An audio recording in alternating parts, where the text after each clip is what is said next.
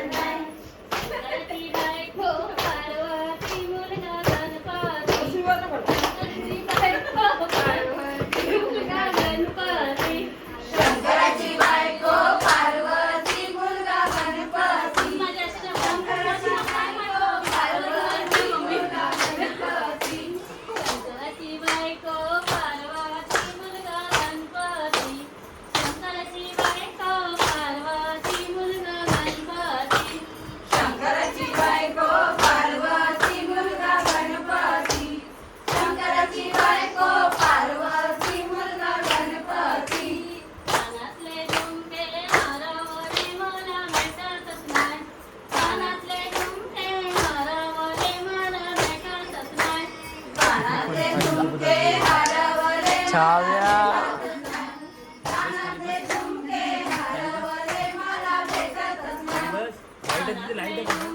बस बस माझ्यासोबत होते बस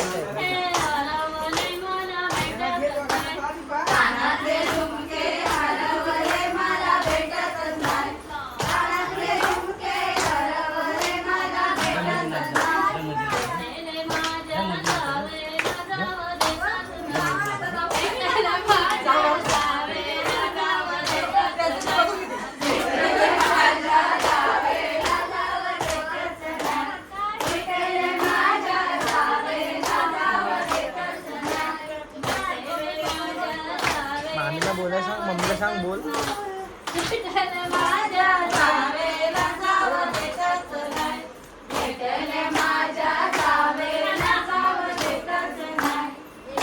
बोल